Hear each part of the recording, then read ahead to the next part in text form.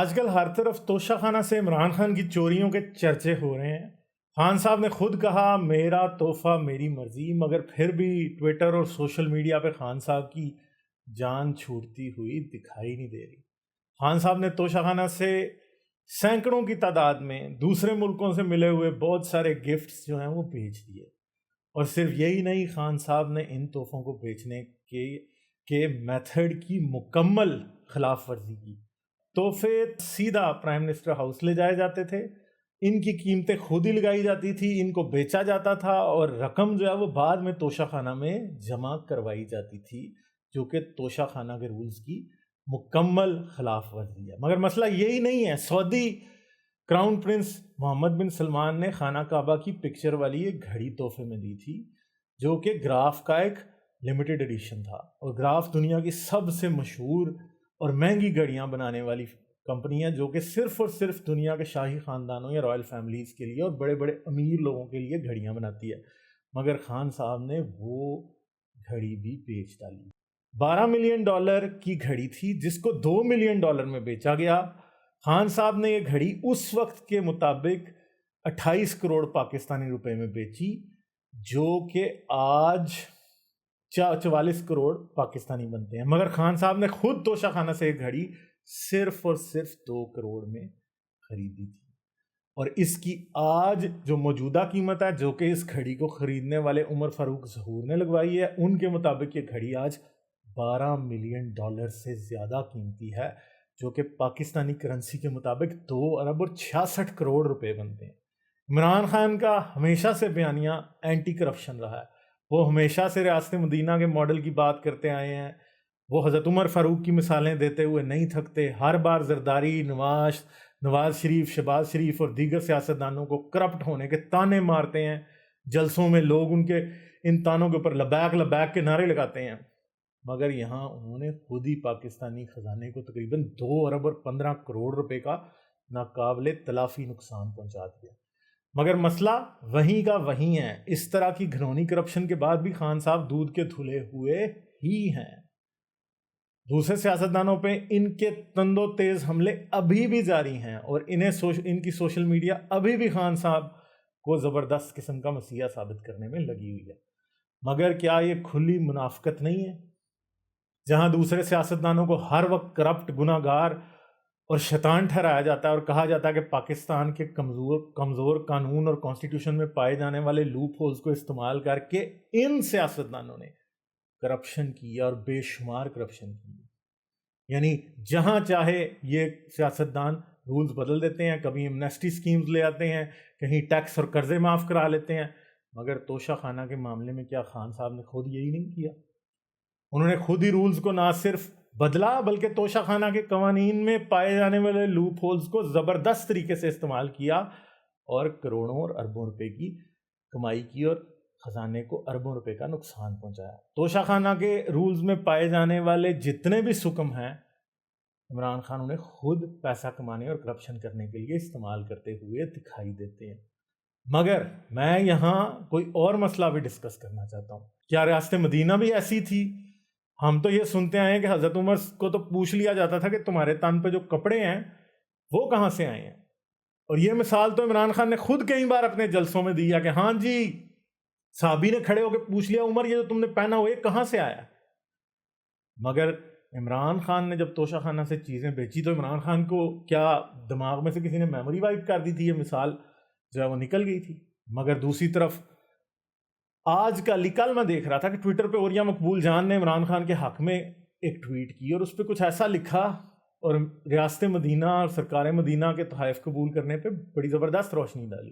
اوریا مقبول جان صاحب نے کہا کہ مصر کے فرمانروا مقوقس کی جانب سے جناب محمد کی خدمت میں پیش کیے جانے والے تحائف تھے جو کہ انہوں نے وصول کیے تھے، اور یہ کہا کہ یہ تحائف رسول اللہ کو دیے گئے تھے اور انہی کی ملکیت تھے، اور یہ ثابت کرنے کی کوشش کی کہ عمران خان نے تحفے وصول کر کے کوئی غلط کام نہیں کیا۔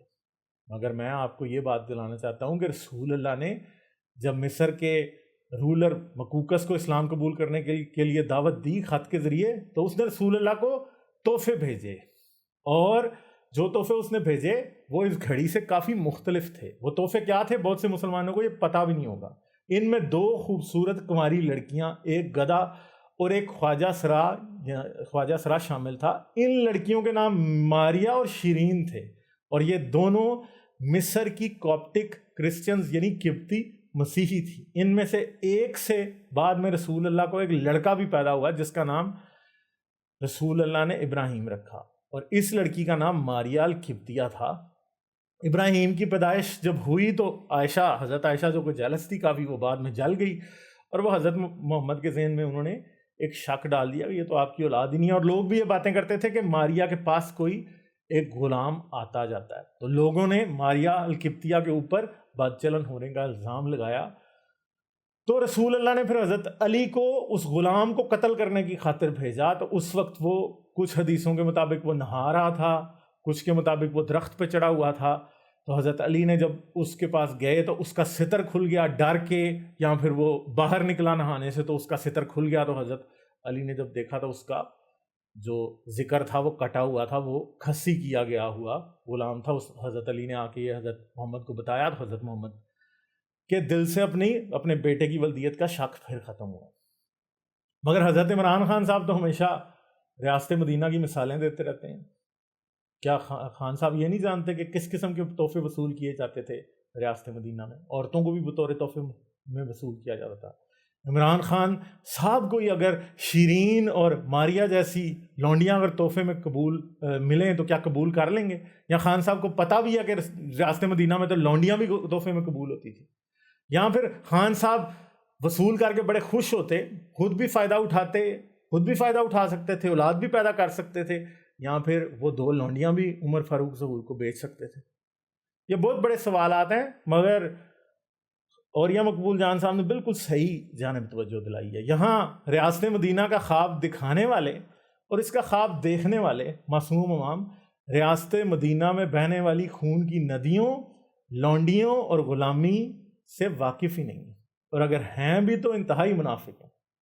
جیسے اوریہ مقبول جان صاحب منافق ہیں کہ بات بتائی کہ مکوکت سے تحفے ملے مگر بتایا نہیں کہ تحفے کیا ملے.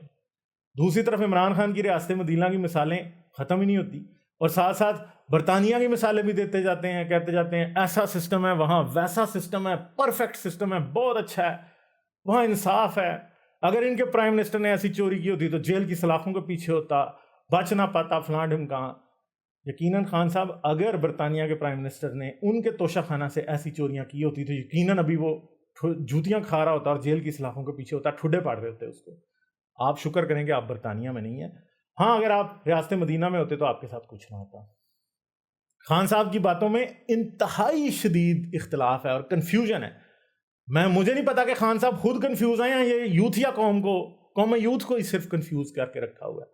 وہ ریاست مدینہ اور ریاست برطانیہ کے درمیان ٹامک ٹوئیاں مارتے رہتے ہیں. ایک اندھے بھکاری کی طرح ایسے کھڑے ہیں جس کے کٹورے میں کوئی کوا ہڈی ڈال جاتا ہے تو وہ اس ہڈی کی قیمت لگوانے پہنچ جاتا ہے کہ اس کو بھی بیچ دے. خان صاحب نے چھوٹے چھوٹے تحفے بھی توشہ خانہ سے بیچے ہیں. 30,000 کے تحفے کی لمٹ ہے کہ 30,000 کا تحفہ فری میں رکھ سکتے ہیں. خان صاحب نے 30,000 کا کوئی تحفہ اپنے نام سے آیا ہوا توشہ خانے میں چھوڑا ہی نہیں ہے، سارے ہی لے کے خان صاحب بھاگ گئے ہیں. اور بہت سارے بڑے بڑے تحفے ہیں جو انہوں نے نوٹ ہی نہیں کرائے کہ ان کو کبھی ملے بھی تھے. ٹھیک ہے جی. خان صاحب کی توشہ خانہ کی جو واردات ہے وہ ایکسٹریم لیول کی چندی چوری دکھائی دیتی ہے، مگر شاید چوری کے الزام لگنا بھی سنت رسول ہے، کیونکہ رسول اللہ پہ بھی مال غنیمت سے ایک لال رنگ کی چادر چوری کرنے کا الزام لگا تھا. مگر یوتھیوں سے تو یہ بھی نہیں ہو سکا. یوتھیوں کی آنکھوں کے سامنے عمران خان نے چوری کی بھی ہے، مگر ان میں صحابہ جیسی ہمت کہاں. صحابہ عظیم لوگ تھے. اگر آپ کو یہ شک ہے کہ میں رسول اللہ پہ چوری کا الزام لگنے کی بات غلط کر رہا ہوں تو سورہ آل عمران کی آیت نمبر 161 اور سنن ابی داؤد کی حدیث نمبر 3971 دیکھ لیں تو آپ کو اس سارے قصے کا اندازہ ہو جائے گا. مگر شاید یوتھیے تو اس کو بھی اپنے کپتان کے حق میں استعمال کرنے لگیں گے. سمجھ نہیں آتی. رسول اللہ کو تو صحابی صادق اور امین کہتے تھے مگر پھر بھی چوری کا الزام لگا دیا. مگر یوتھیے تو صادق اور امین بھی نہیں کہتے، پھر بھی انہیں کچھ دکھائی نہیں دیتا. میں تو بھول ہی گیا، عدالت تو کہتی ہے نا کہ عمران خان صادق اور امین ہے، تو پھر جیسے یہ صادق اور امین ہے کہیں رسول اللہ بھی ایسے ہی صادق اور امین تو نہیں تھے، زبردستی کے صادق اور امین.